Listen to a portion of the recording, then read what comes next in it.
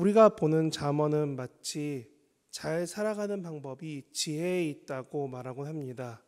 그래서 어떻게 살아야 하는지에 대한 말씀이 잠언에 있습니다라고 우리는 쉽게 생각하고 말해왔습니다. 하지만 이 말에 조금 아쉬운 부분이 있습니다. 어떤 부분이 잘 살고 어떤 부분이 지혜라고 말할 수 있을까요? 저는 그래서 오늘 구절인 16절, 17, 18절, 19절, 20절로 세 번 끊어 읽으며 성도 여러분들과 우리의 마음 가운데, 우리 믿음 가운데 어떤 생각으로 하나님을 바라보고 말씀을 지켜가는지에 대해서 이야기 나눠보려고 합니다. 16절을 보면 이렇게 쓰여 있습니다. 유덕한 여자는 존영을 얻고 근면한 남자는 재물을 얻느니라. 여기서 말하는 유덕한 여인은 누구를 말하는 것일까요? 세번역 성경에서는 유덕한 여인에 대해서 이렇게 말합니다. 어진 여인이 칭송을 받지만 바른 일을 싫어하는 여인은 금방석에 앉아 욕을 먹는다. 어진 여인이자 유덕한 여인은 영광을 받고 칭송을 받고 인정을 받는다고 합니다. 무엇을 받냐 하면 그 여인은 하나님 앞에서 영광이자 명예를 얻는 것이고, 이런 영광과 명예는 바로 잠언 1장부터 말하고 있었던 하나님을 경외하며 하나님을 바로 알고자 하는 믿음이 있고 그 결단이 있고 그렇게 살아가는 사람이 결국은 유덕한 사람이 하는 행동이라는 겁니다. 이런 여인이 칭송을 받다 존경을 받는 것이 바로 16절에 말하는 하나님이 그와 함께 하시는, 하나님을 향한 믿음이 결단이 있는 사람이 잠언 11장 16절에 말하는 유덕한 여인이라는 겁니다. 그리고 근면한 남자는 또한 잘 살 수 있다라고 말합니다. 옛 어른의 말에 일을 잘하고 싹싹한 사람을 향해서 저 사람은 밥은 굶지 않겠다라고 말했던 것처럼, 결국 우리가 하나님 앞에서 그 믿음과 결단을 가지고 열심히 살아가고 세상에서 자신의 그 자리에서 근면한 사람은 부지런해서 받아야 할 자신의 몫을 잘 받아서 부유해질 수밖에 없다라고 본문은 말하고 있습니다. 이는 단순히 부유한 사람뿐만이 아니라 제대로 행하지 못하여 가난하여진 사람을 향해서도 비판하는 것도 함께 담겨 있습니다. 이 말씀에 관해서 후대의 바울은 이와 비슷한 말을 데살로니가 후서 3장에서 말합니다. 누구든지 일하기 싫거든 먹지도 말라고요. 이는 단순히 밥을 먹지 말라, 뭐뭐 하지 말라는 무게감을 떠나서 하나님 앞에서라고 여기며 열심히 삶의 자리에서 살아가고 있는 것, 그것이 중요하다라고 또한 바울도 말한다는 겁니다. 우리는 이 말씀을 이렇게 생각했으면 좋겠습니다. 지금 내가 있는 곳에서, 그리고 나의 삶에서 과연 하나님 앞이라 여기는 믿음을 가지고 코람데오라는 삶을 가지고 살아가고 있는가에 대해서 돌아보기 바랍니다. 잠언은 단순히 이 근면한 사람, 이 열심히 사는 사람만 하나님 앞에서 인정받는다가 아니라 그와 같은 삶으로 세상 가운데 살아가기를 말하고 있는 것입니다. 그리고 17절부터 18절 내용 보면 이렇게 쓰여 있습니다. 인자한 자는 자기 영혼을 이롭게 하고 잔인한 자는 자기 몸을 해롭게 하느니라. 악인의 삭은 허무하되 공의를 뿌리는 자의 상은 확실하니라.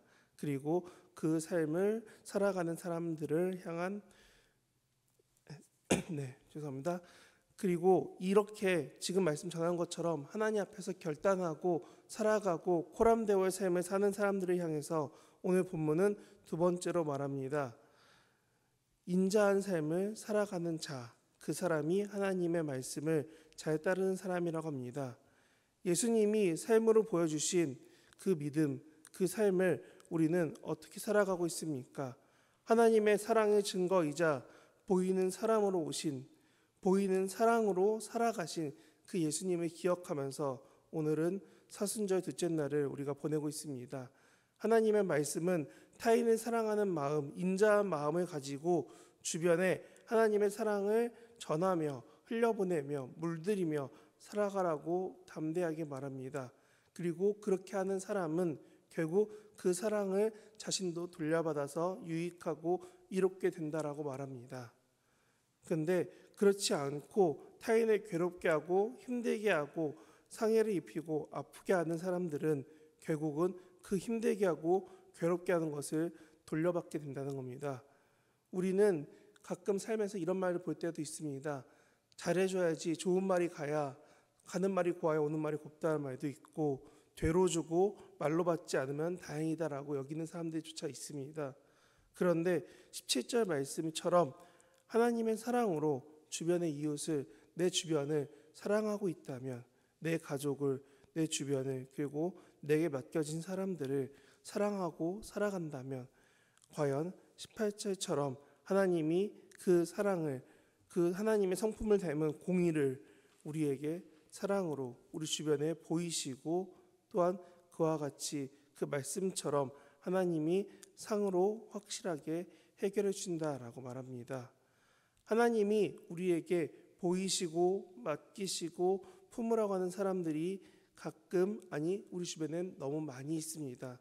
그 사람들을 도와주고 품고 사랑하고 있다면, 그 말씀 그대로, 그 믿음 그대로, 그 마음 그대로 하나님 앞에 순종하고 있다면 하나님은 여러분의 마음과 행동을 아시며 인정해 주시며 그것을 갚아주시는 상이 있다는 겁니다. 제가 교육부서에서 보면서 가장 많이 느끼는 것이 그것입니다. 우리가 당장 많은 것을 그들을 위해 섬기고 기도하여도 눈앞에 보이는 것이 없습니다. 교회 안에서 섬기는 자리, 사랑하는 자리, 하나님이 품으라는 사람들을 보면 당장 눈앞에 결과는 없을 때가 많습니다.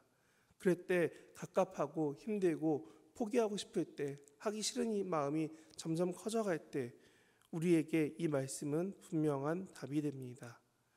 내일을 알 수 없어서 걱정하고 있고 미래에 대한 불안 때문에 결정하기 싫어하는 저 같은, 아니 저보다 더 어린 그 세대들을 향해서도, 그리고 오늘을 살아가는 그 모든 우리 성도인들을 향해서도 동일하게 말씀 말합니다.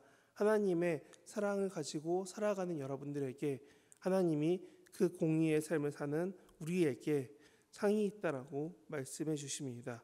그 상은 무엇이냐? 머리털까지 세시는 하나님이 우리의 마음과 생각과 삶을 당연히 아시며 그 헌신과 수고를 잘 아시기 때문에 예수님의 말씀을 통해서 우리에게 이 말씀은 상이 있다라는 확증을 주십니다. 마태복음 11장에 이렇게 쓰여 있지요. 수고하고 무거운 짐진 자들아 다 내게로 오라. 내가 너희를 쉬게 하리라. 말씀 가운데 있는 것처럼 하나님은 여러분들의 삶을 아시고 그 힘들고 어렵게 사랑을 흘려보내는 여러분들의 삶을 하나님은 확실하게 기억하시고 쉬게 하시며 상 주시고 인정하신다는 겁니다.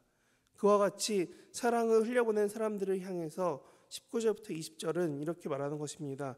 공의를 굳게 지키는 자는 생명에 이르고 악을 따르는 자는 사망에 이르느니라. 마음이 굽은 자는 여호와께 미움을 받아도 행위가 온전한 자는 그의 기뻐하심을 받느니라. 네. 방금 읽었던 17, 18절에 말했던 그 상과 같이 하나님의 기뻐하심을 받는 것이 우리의 삶이 된다는 겁니다. 하나님 앞에 나와 삶을 하나님 앞에서 평가받는 것처럼 그 코람데오의 삶을 살아가려고 열심히 살아가고 있는 우리에게 19절은 다시금 말합니다.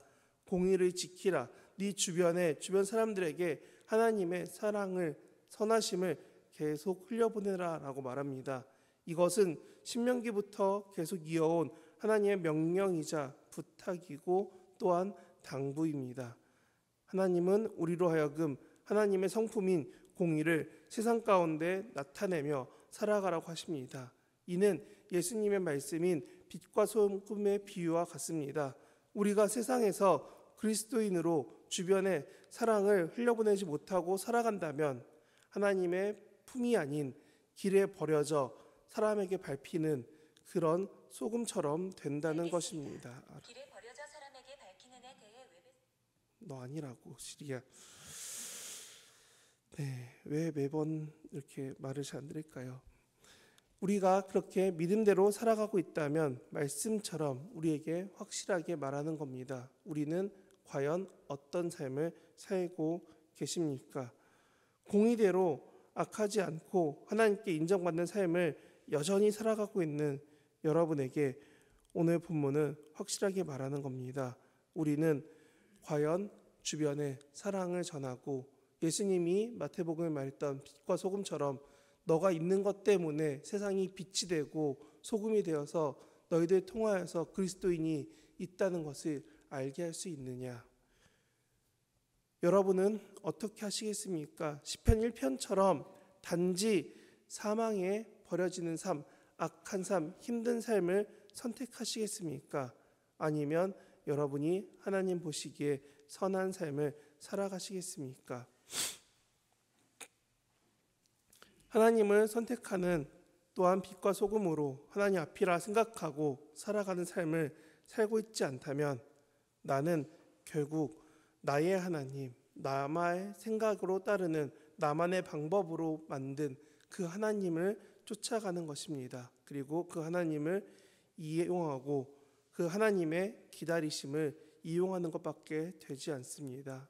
이는 사사기에 나오는 자기 소견에 옳은 대로라고 말하는 것처럼 내 뜻대로 행하는 것이고, 호세아 6장에 나오는 것처럼 하나님을 알기 원하고 잘 안다라고 말했던 하나님 앞에 심판받았던 제사장처럼 단지 입으로는 생각으로는 하나님을 알지만 그렇게 살아가지 못하는 사람들이 될 수밖에 없다는 겁니다.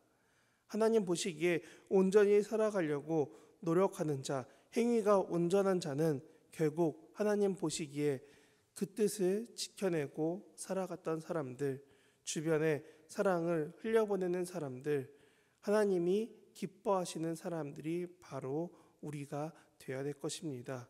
그래서 저는 성도님들에게 담대히 말씀을 전합니다. 묵묵히 하나님 앞에서 맡겨진 그 자리를 섬겨오시고 사랑하시고 기도하며 지켜오신 여러분에게 하나님은 분명히 말씀하십니다. 달란트 비유에서 예수님이 이렇게 말씀하셨죠. 착하고 충성된 종아, 우리에게 하나님 주시는 가장 좋은 상은, 가장 좋은 인정은 바로 이와 같은 말씀인 것 같습니다. 맡겨진 자리에서 하나님 앞이라 여기며 하루하루 살아가시고 있는 여러분에게 하나님은 너른 팔로 여러분을 안으시고 품으시고 여러분을 다독이며 수고했다라고 하실 것입니다. 하나님의 큰 축복과 위로를 기대하면서 오늘 사순절 2일을 사시는 여러분에게 주의 보혈로 하나님이 보이신 그 사랑으로 그렇게 말씀처럼 기대하고 살아가시는 여러분에게 오늘 하나님이 이 잠언 11장 말씀처럼 베푸신 은혜고 그 사랑으로 여러분을 살게 할 것입니다. 이와 같은 말씀 붙잡고 오늘 하루 살아내시는 저와 여러분 되시기를 진심으로 바랍니다.